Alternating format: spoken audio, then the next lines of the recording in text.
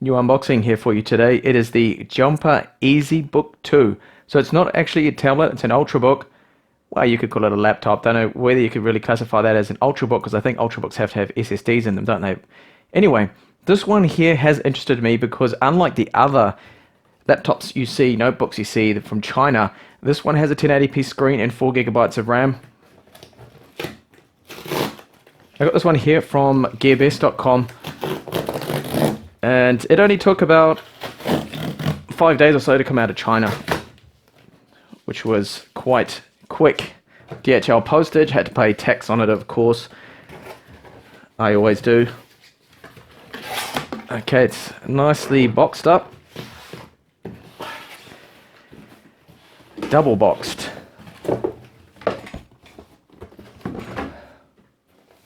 So we can see there, EZBook, and they've just stuck the number 2 over there, because I think the first EZBook only has a Bay Trail Atom CPU on it. So this one's got an Atom X5Z8300, 4 gigabytes of RAM, 64 gigabyte eMMC, micro SD card support, micro HDMI out, USB 2 port and USB 3 port, large 14.1 or 14-inch screen, I think it is. So let's have a look. And an alloy body. So it's basically one of those MacBook kind of clones, isn't it, really?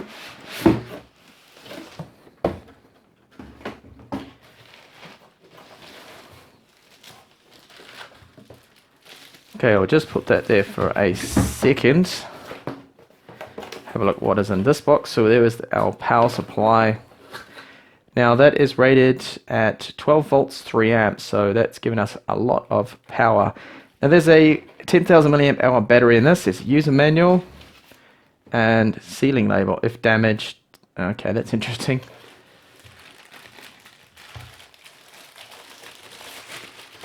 Alright, so just before I actually open the lid on it, just want to weigh it and measure the thickness.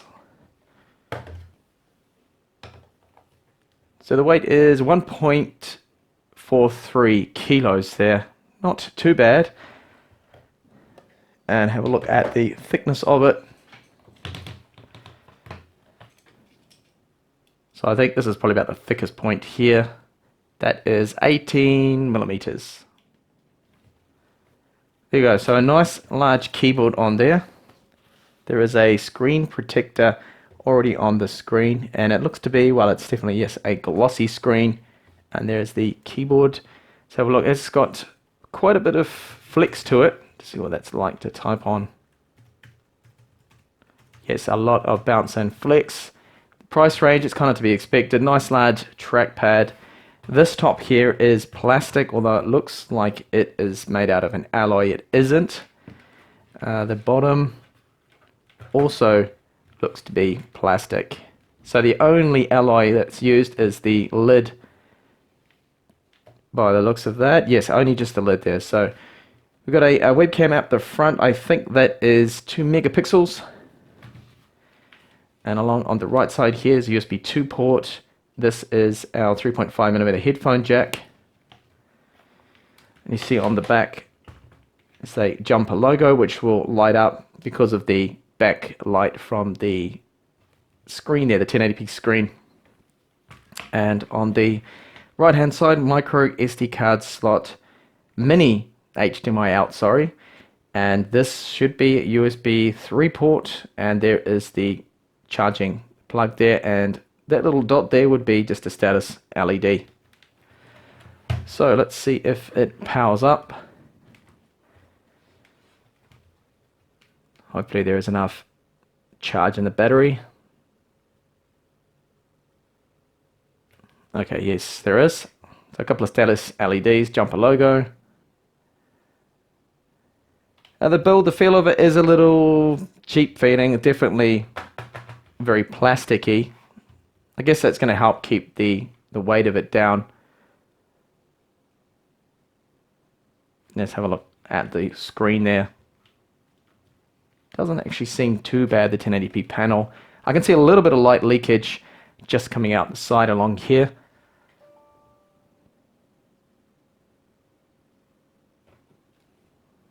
Okay.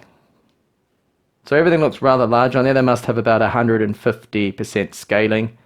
Let's go over and have a look at the device manager. First trackpad actually feels okay. Being nice and large there, it's not too bad. And I think we are on maximum brightness.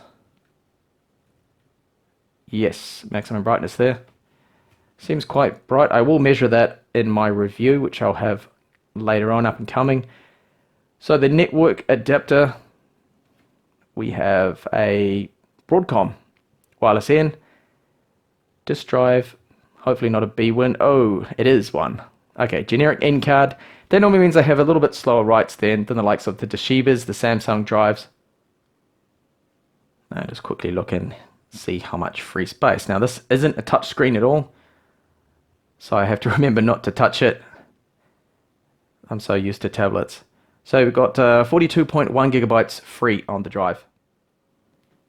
I'm just going to have a quick look now to see if it will actually read a 128 gigabyte micro SD card. Assume I put it in face up, I think.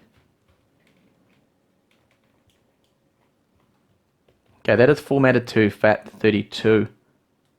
And it looks like it's not going to work. So it would seem no 128 gigabyte support there.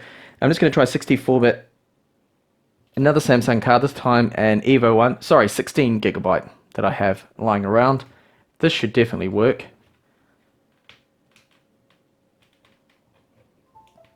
Okay, that has been detected. That one works. I may have to try and reformat this one, or maybe format it to NTFC to get it work. I will check that out later on in the review to try and see if I can get it to work. Just have a closer look here at the keyboard and the trackpad here. So the accuracy of it, first impressions, actually seems alright. Could actually be usable because it's quite large there. You can see the height of that. Definitely quite good, giving me a lot of room there. So just actually measure that. So it is a good 65, 70 millimeters high there. So plenty of room. And of course, left and right mouse hardware buttons are built in there. So gestures, Windows gestures, Action Center comes up with the swipe, and no doubt the minimize. Hang on. Yes, that works. So yes, Windows gestures there working. And hopefully those aren't going to be too annoying like some of these smaller trackpads I've used on the tablet keyboards are. They are very annoying, and gestures you can't normally disable. Quickly looking at the speakers here, so we have two bottom firing speakers, one on the left, the other on the right there, and we do have rubber feet too that keep the laptop here nice and sturdy.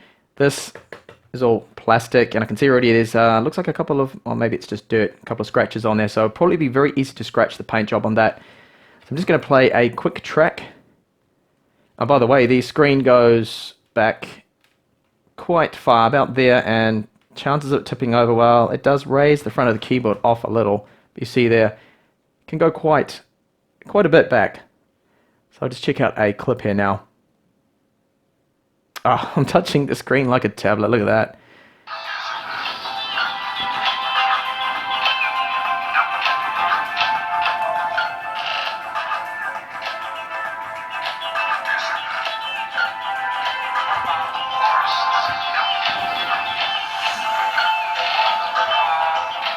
It's 100% volume.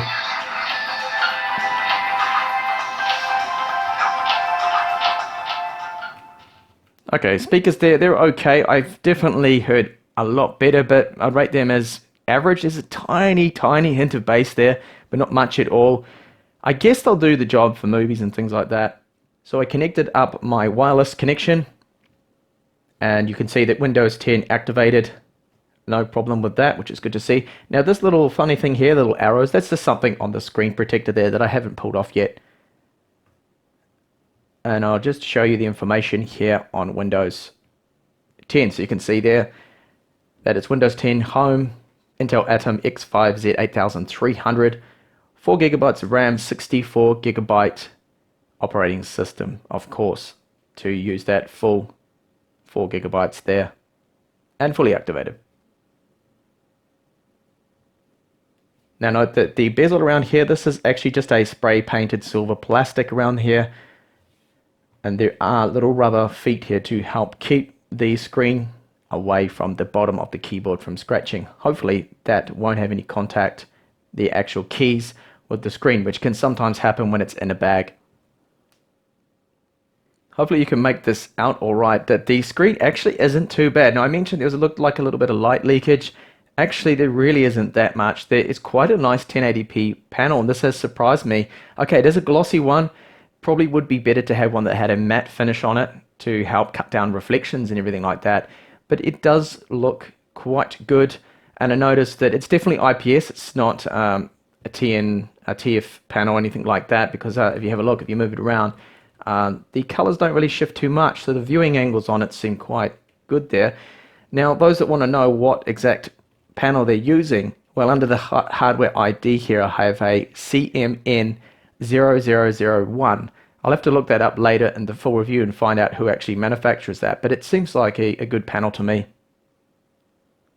It's definitely nice and bright. I gotta say that's probably about over 350 lumens of brightness or something like that. I will test that out later on in the review.